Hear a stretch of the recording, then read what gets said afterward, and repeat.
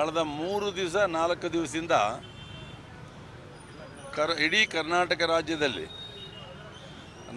ನಗರಸಭೆ, ಪುರಸಭೆ, ಪಟ್ಟಣ ಪಂಚಾಯಿತಿಯಲ್ಲಿ ಕೆಲಸ ಮಾಡ್ತಕ್ಕಂಥ ಪೌರ ಕಾರ್ಮಿಕರು,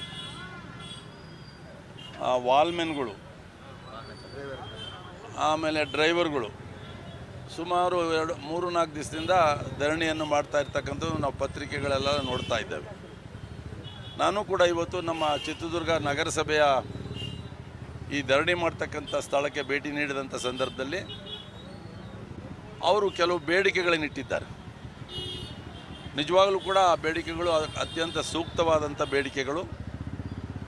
ಕಾರಣ, ನಾವು ಯಾರೇ ಇದ್ದರೂ ಕೂಡ, ಅಧಿಕಾರಿಗಳಿರ್ಬೋದು, ಚುನಾಯಿತ ಪ್ರತಿನಿಧಿಗಳು ಇರ್ಬೋದು, ಈ ರಾಜ್ಯದಲ್ಲಿ ಎಲ್ಲ ಸರ್ಕಾರಿ ನೌಕರರು, ಚುನಾಯಿತ ಪ್ರತಿನಿಧಿಗಳು ಯಾರೇ ಇರ್ಬೋದು, ಅವರೆಲ್ಲರಿಗಿನ್ನ ಪೌರ ನೌಕರರು, ಪೌರ ಕಾರ್ಮಿಕರು, ವಾಲ್ಮೆನ್ಗಳು, ಡ್ರೈವರ್ಗಳು ಕೆಲಸ ಮಾಡ್ತಕ್ಕಂಥದ್ದು ನಿಜವಾಗಲೂ ಕೂಡ ಅತ್ಯಂತ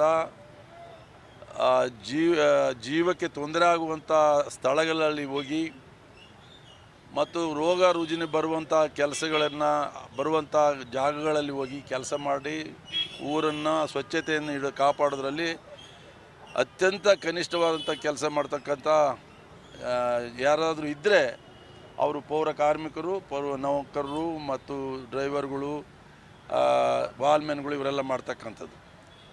ನಾವು ಕಳೆದ 4-5 ವರ್ಷಗಳಿಗೆ ನೋಡಿದ್ದೇವೆ. ಕರೋನಾ ಬಂದಂಥ ಸಂದರ್ಭದಲ್ಲಿ ಪ್ರಪಂಚದಲ್ಲಿ ಅತ್ಯಂತ ಭಯಾನಕ ಒಂದು ರೋಗ ಬಂದಿರತಕ್ಕಂಥ ಸಂದರ್ಭದಲ್ಲಿ ಈ ಪೌರ ನೌಕರರು, ಪೌರ ಕಾರ್ಮಿಕರು, ಲಾರಿ ಡ್ರೈವರ್ಗಳು ಅವರೆಲ್ಲ ಮಾಡಿ ಶ್ರಮಪಟ್ಟು ಅವತ್ತು ಊರಿನ ಸ್ವಚ್ಛತೆಯನ್ನು ಕಾಪಾಡಿದಂಥ ಕೆಲಸ ಯಾವರೇ ಮಾಡದೇ ಇರುವಂಥ ಕೆಲಸಗಳನ್ನು ಅವ್ರು ಮಾಡಿರ್ತಕ್ಕಂಥದ್ದು.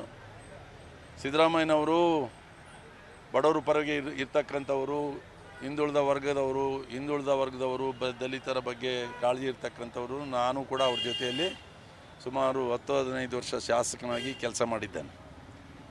ನಾನು ಅವರಲ್ಲಿ ವಿನಂತಿ ಮಾಡ್ಕೊಳ್ಳೋದೇನೆಂದರೆ, ಮೊನ್ನೆ BBMPಯಲ್ಲಿ ತಾವು ಕಾಯಂ ಮಾಡಿದ್ದೀರ.